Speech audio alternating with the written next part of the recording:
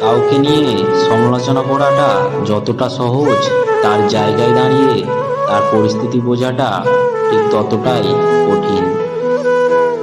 শিক্ষিত ব্যক্তি অহংকারী হতে পারে, কিন্তু জ্ঞানী ব্যক্তি কখনো অহংকারী হতে পারে না। কেননা অহংকারী ব্যক্তি কখনো জ্ঞানী নয়। তর্কের চেয়ে নীরবতা ভালো, প্রতিশোধ নেওয়ার চেয়ে রাস্তা বদলে ফেলা ভালো, আর স্বার্থপর লোকের পাশে চলার থেকে একলা চলা অনেক ভালো। আমি জীবনের বাস্তবতাকে প্রশ্ন করলাম, তুই এতটা কঠিন কেন? বাস্তবতা হেসে উত্তর দিল, দুনিয়া সহজ জিনিসের মূল্য দেয় না।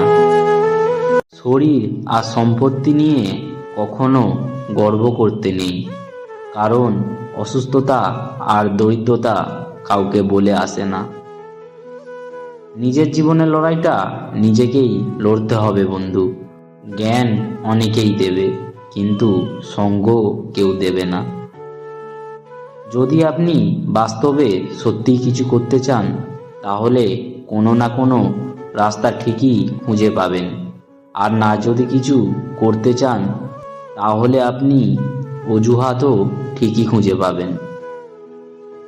প্রিয় মানুষগুলো যখন মন খুলে মনের কথা বলে, তখন সত্যি নিজেকে পৃথিবীর সবচেয়ে সুখী মানুষ বলে মনে হয়।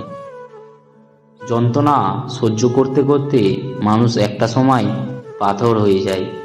কষ্টটা যতটাই বড় হোক, একটা সময় পরে আর আওয়াজ বের হয় না। যারা তোমাকে ধরেই নিয়েছে তুমি খারাপ, তাদের প্রমাণ দেওয়ার দরকার নেই যে তুমি কেমন। ভুল মানুষের কাছে আমরা ছোট্ট হই, সঠিক মানুষটা আমাদের মাথা পর্যন্ত নামাতে দেয় না। মাঝে মাঝে মন খারাপের কারণ কাউকে বোঝানো যায় না, শুধু ভিতরটা কুড়ে কুড়ে খায়। সব অপরাধের ক্ষমা আছে, কিন্তু বিশ্বাসঘাতকতার কোনো ক্ষমা নেই। হাতের ওপর হাত রাখা সহজ, কিন্তু সেই হাত দায়িত্বের সাথে সারা জীবন বহন করা খুবই কঠিন। নিজের জন্য যেদিনই বাঁচতে শিখবে, সেদিন কারোর সাথে বেঁচে থাকা সম্পর্কটা আর থাকবে না। প্রতিটি মানুষের ধ্বংসের প্রধান কারণ হচ্ছে নিজেকে জ্ঞানী আর চালাক মনে করা।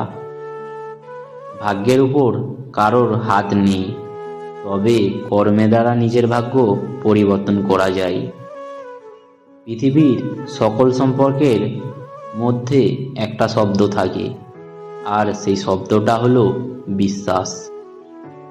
পাশে দাঁড়িয়ে ভরসা দেওয়ার লোক নেই, সামনে দাঁড়িয়ে পথ দেখানোর লোক নেই, কিন্তু পিছনে দাঁড়িয়ে সমালোচনা করার অনেক লোক আছে। পায়ের তোলার মাটি শক্ত হলে কাঁধে হাত রাখার লোকের অভাব হয় না।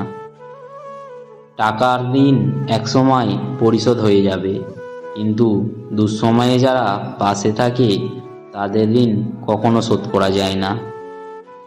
জীবনে ধাক্কা খাওয়া খুব জরুরি, ধাক্কা না খেলে জীবনে শক্ত হওয়া যায় না। যে ব্যক্তি সৃষ্টিকর্তার ওপর প্রবল বিশ্বাস রাখে, তার ইচ্ছা কখনো অপূর্ণ থাকে না।